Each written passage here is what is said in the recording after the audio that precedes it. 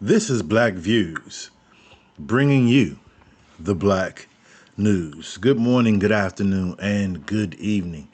Oh man, did y'all hear about what happened? Today, our conversation, I wanted to talk about the events that took place with the attempt of an assassination on Donald Trump, our former president. It just shows that our country is just right now despicable. It's despicable in all areas because for an attempt on a presidential candidate, that's something big and that's something serious. And then for him, the shooter being less than 200 yards away gets off around a shot. And I mean, where was security? Where was Secret Services? What was the efforts to secure the political candidates? And I just think it's really messed up. And just a couple things I wanted to point out as far as what happened. And if you could look and you see in the photos, I'm not going to show the video, but you see in the photos, Trump, he pumps the fist, showing, he's strong and everything. First of all, Trump shouldn't even have been able to stand back up. Okay, Secret Service should have knocked him to the floor, and if they had to drag him out on his, on his by his legs to get him out of there, he should not have been standing straight up. One Secret Service person, you see them bending over. I know what they were doing, but the body is still standing up with his arms up over top of that. So, those were some bad moves by Secret Service. I don't know if that's training. I don't know what that's about. I mean, let's really think about it. Why was Donald Trump targeted, or why do you think he was targeted? Well, I would say you when you start hearing him talk about what he was going to do and wasn't going to do, as far as he's not in support of LGBTQ. He's not in support of immigrants coming over and getting stipends and monies and things like that, and free medical. No, he's not in support of that. In fact, in day one, he's calling for them to go back over. He's building a wall. Then he speaks on black people. I'm sorry. Jobs that are being taken, or resources rather, that are being taken in black communities. And these are concerns in the black community. And saying this, I am not a Republican, nor am I a Democrat. I'm an American who's going to vote what's best for FBA, Foundational Black Americans. And let's make it clear that we can't be scared of that. If the Democrats were to say they're going to, yes, we're going to approve cash payments for reparations, yes, I'm going to vote for Democrat. If the Republicans say that they're going to give cash reparations, I'm going to vote for Republican. Whatever group or entity is politically that is going to assist foundational Black American, that is where I'm going to swing. And if we all collectively do that, we have more of a bargaining chip, because someone may need those swing votes to win, to be successful, and they are willing to give foundational Black Americans resources, things that they need to thrive.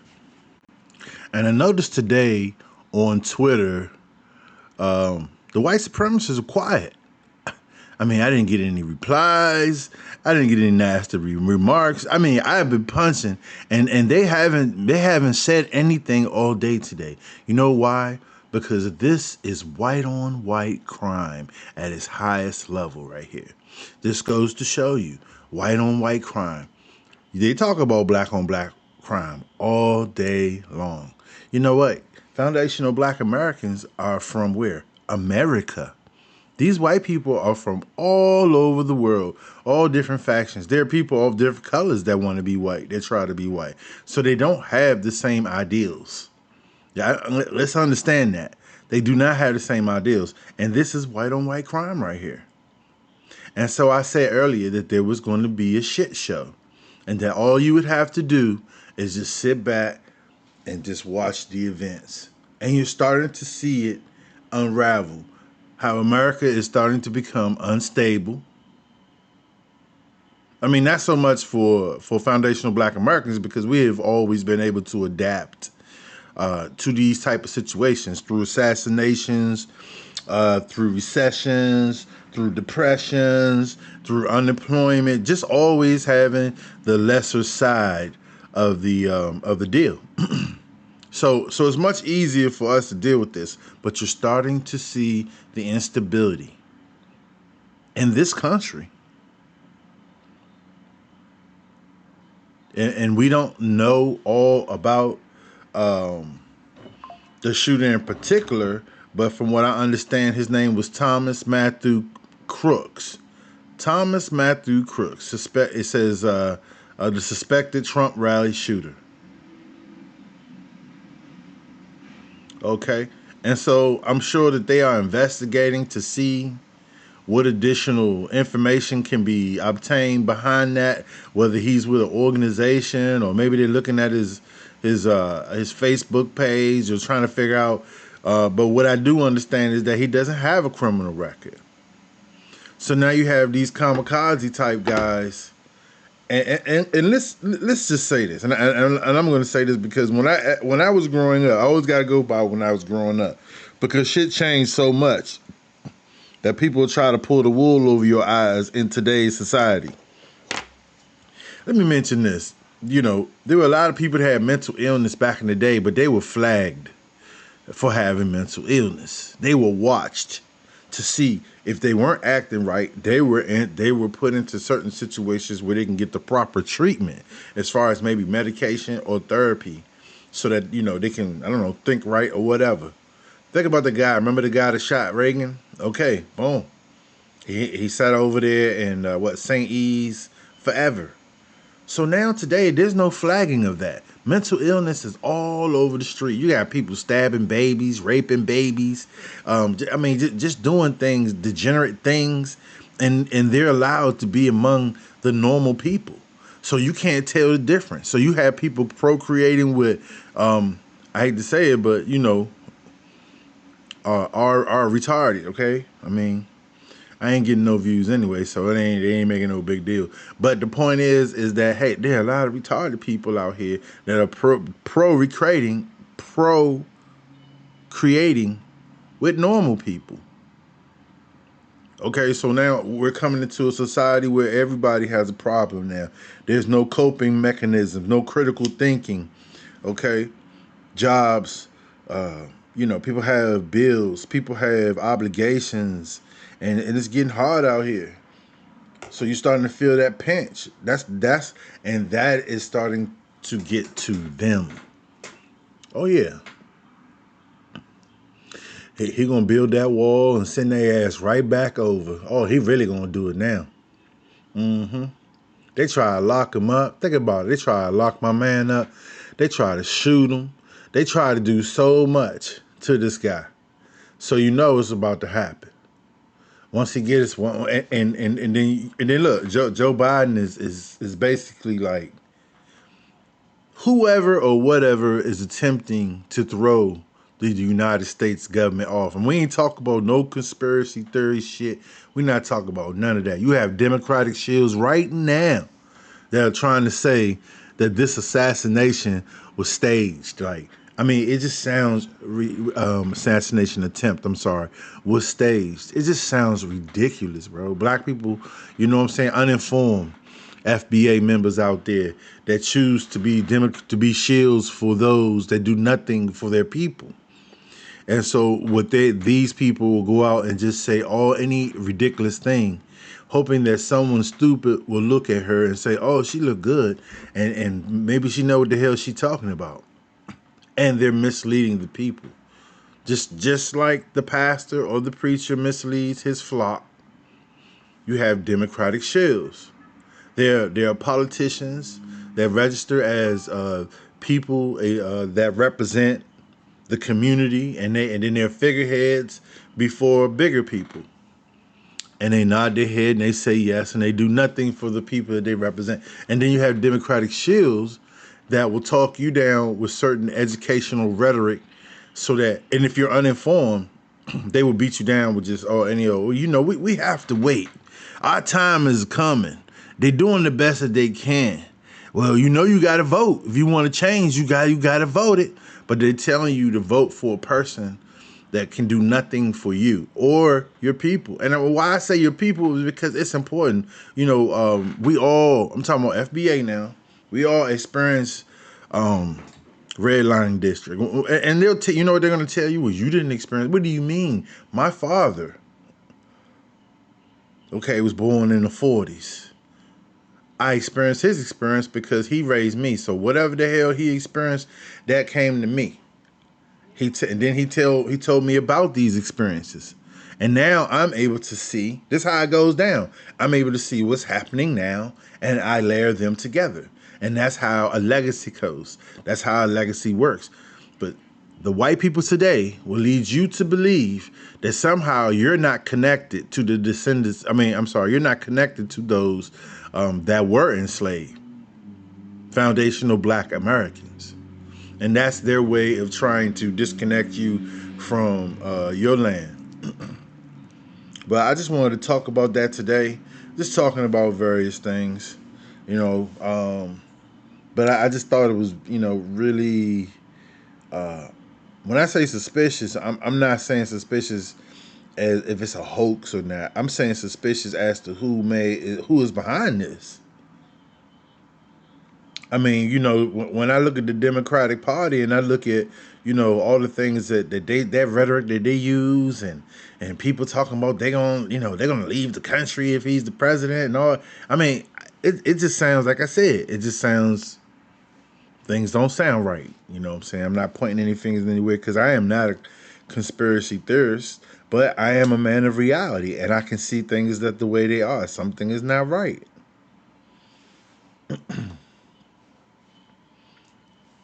And Biden, think about it. Biden is done.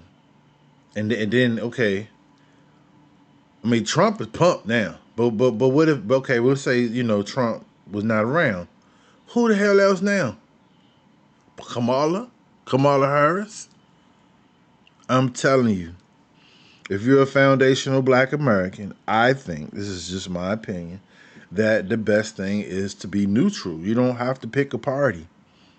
But also, let's be informed so we know what our problems are and we know what our issues are, and we can vote properly for things that will benefit us, just like it does for the Asians, just like it does for the Indians. It's just like it does for them. You see? And the only difference, is their politicians that represent them, their communities, those people go to Congress, those people go down to the state capitol house, and they actually ask for things. Where ours, after they get elected, after the election, you don't hear from them. There's a total disconnect from the communities that they supposedly represent. So that's the problem. That's the problem. That is our problem, and that is why we have to be focused on things that's going to benefit us. So if there's a Democrat in front of us, and just because it's a Democrat, or just because it's a Democrat that's a woman, or just because it's a Democrat it's a man, or a Democrat that's Black, do not vote for them for those reasons. Vote for them for tangible reasons, to obtain services and things to enrich Black Americans. That's what this should be about. And I don't know. America's going to a real shithole. It's turning into a real shithole, man. We actually had an assassination attempt on one of our candidates. And we're about to go to a level of high security. Do you remember when Bush was in office and security alerts went up to like level 9, DEFCON 9 or some shit? We're about to get there. Now, maybe not that high up, but we're about to get there, and that's what's going to push everything into play. Because once he becomes, and I'm projecting based on what I see. You know what I'm saying? Once he becomes president, because I do not believe Biden is going to bounce back and anyone is going to take him seriously. So once Trump becomes president,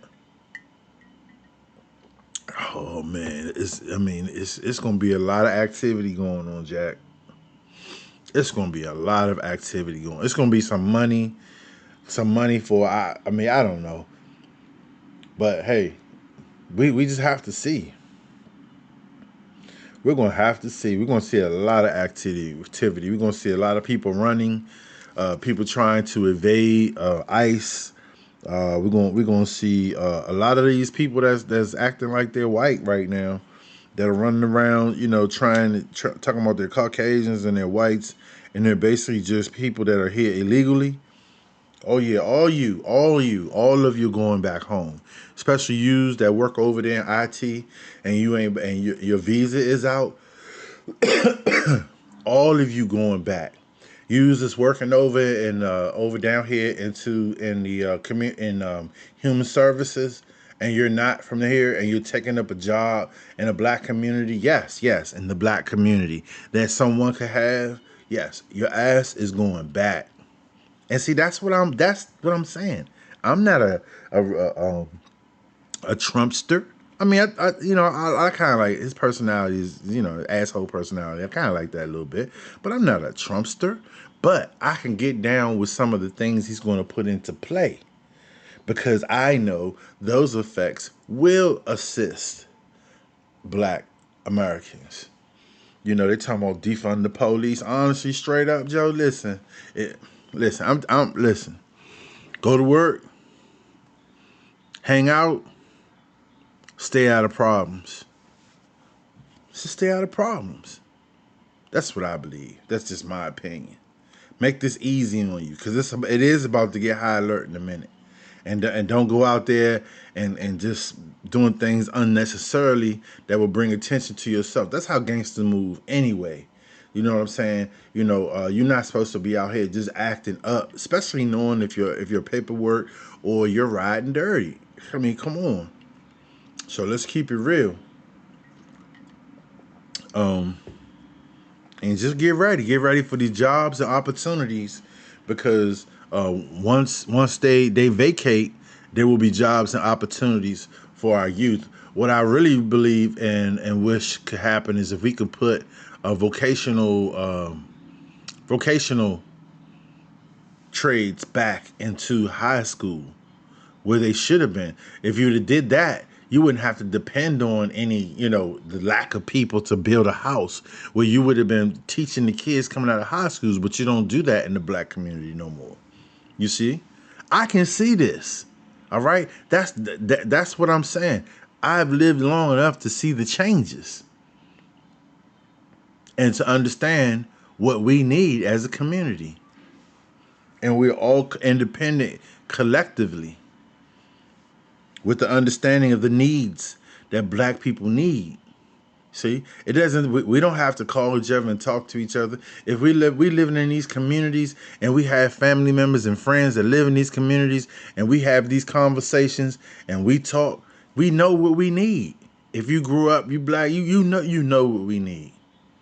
See, we don't have to have a meeting, because most black people listen. And here's another thing too: do not let these people, palm colored people, tell you that, oh, y'all making millions. And what they do is they look at these celebrities, right? They look at basketball players, right? They look at people. They look at black people that unfortunately sold their soul to get millions, right? And then they kind of they hate on black people, and then they equate that to like, we don't need reparations because black. No, no, no, no, no, no, no.